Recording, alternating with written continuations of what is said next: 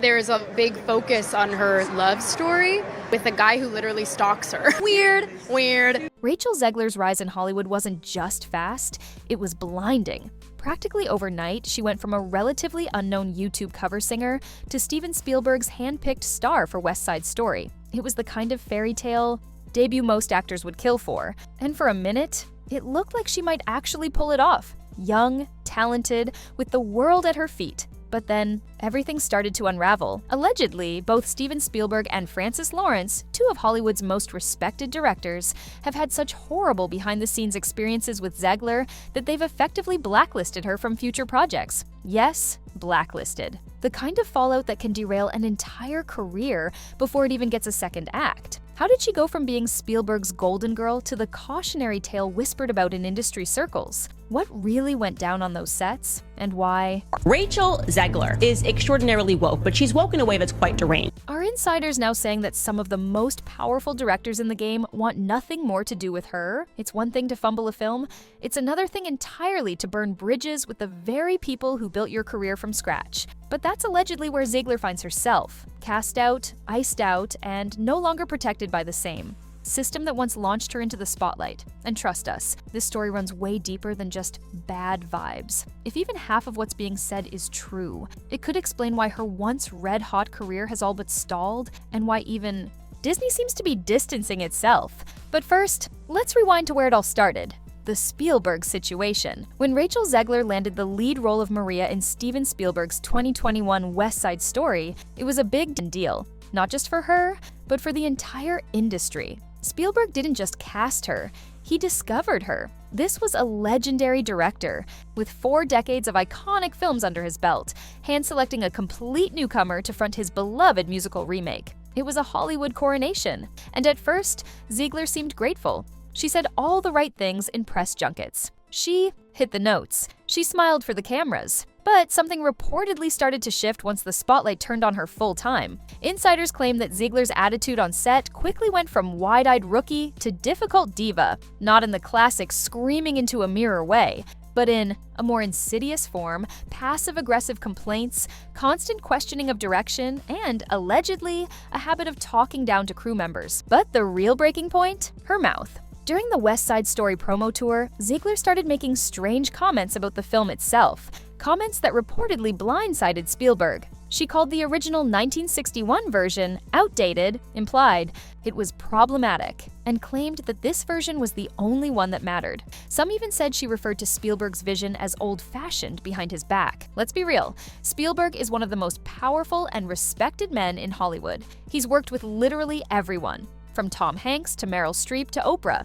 He's a guy who commands loyalty and respect, and not just because of his legacy. So, when Zegler started publicly shading the genre, the story, and even the very era that inspired West Side Story, it wasn't just tone-deaf, it was disrespectful. According to insiders close to the production, Spielberg was deeply disappointed by her behavior during the press cycle. One source even said he regretted the casting by the end. That's not a small statement. We're talking about a director who fought for her, who shielded her, and in return, he got slammed by his own star in the media. Allegedly, there were post-film conversations behind closed doors, quiet ones with producers and fellow directors, about how Rachel Zegler might not be worth the trouble. That's when the distancing began. She didn't appear in some key industry events where Spielberg's camp had strong pull.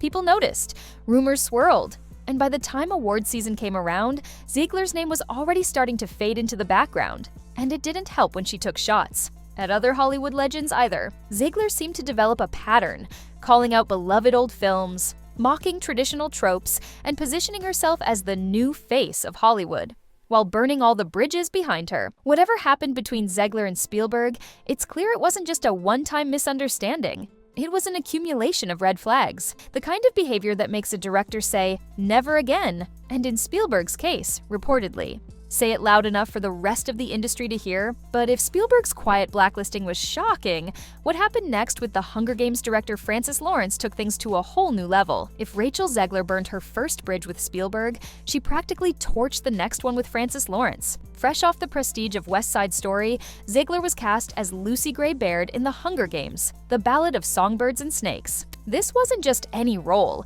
it was the lead in a billion-dollar franchise prequel.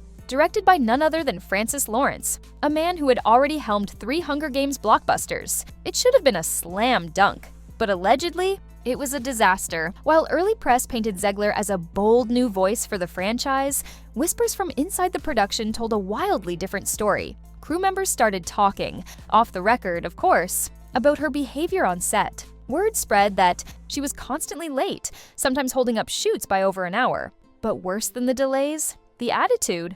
Sources allege Zegler often clashed with Lawrence over creative direction, not just a few notes here and there, full-blown disagreements, mid-scene rewrites, and confrontational debates over her character's tone. Let's be clear, Francis Lawrence is not some pushover rookie director. He's worked with Jennifer Lawrence, Julianne Moore, Donald Sutherland, Philip Seymour Hoffman. He knows how to handle powerhouse talent. But Zegler, according to insiders, she crossed a line.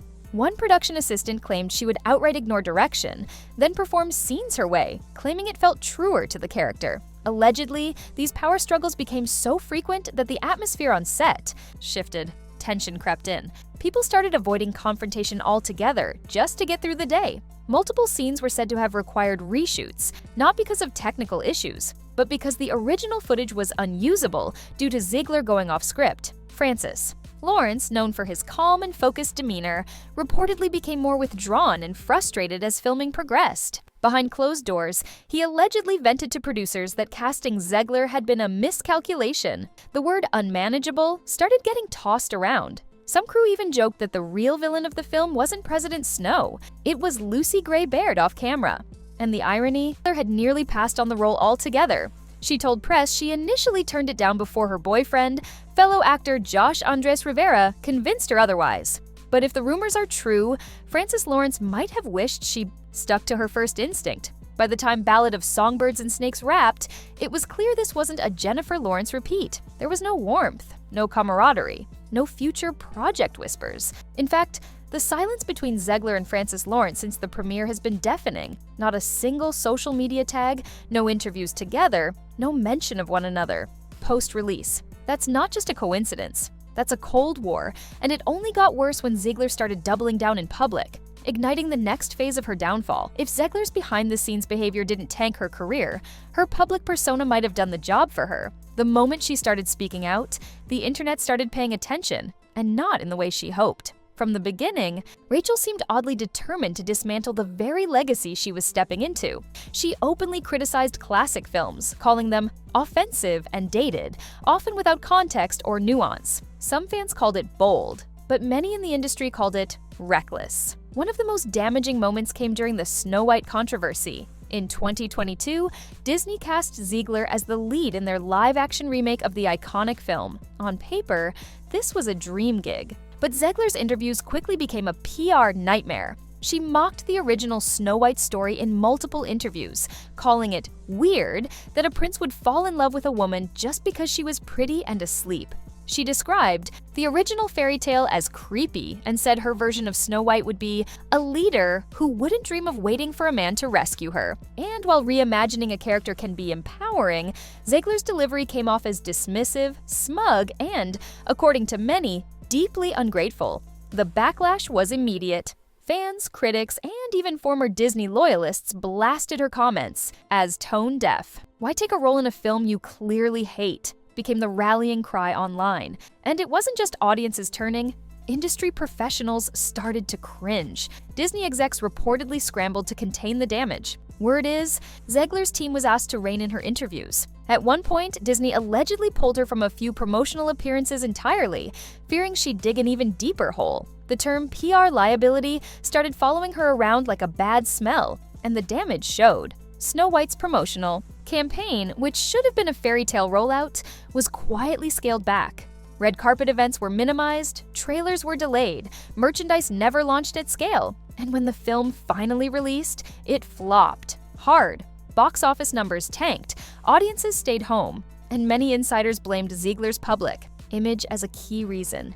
Even her co-stars reportedly kept their distance. Rumors circulated that some cast members were over it by the time press junkets began. Behind the scenes, executives allegedly debated whether to cut Zegler loose from future Disney deals entirely. It's one thing to have opinions, it's another to sabotage the very hand feeding you, and in Hollywood, that kind of rebellion doesn't just get noticed, it gets punished. And with Spielberg and Lawrence already stepping away, Zegler was starting to look like radioactive material. But somehow, she wasn't done yet. Rachel Zegler's journey serves as a reminder of the volatile nature of fame. From celebrated newcomer to controversial figure, her story underscores the importance of professionalism and public perception in Hollywood. As she embarks on new projects, the industry and audiences alike will be watching to see if she can reclaim her place among the stars.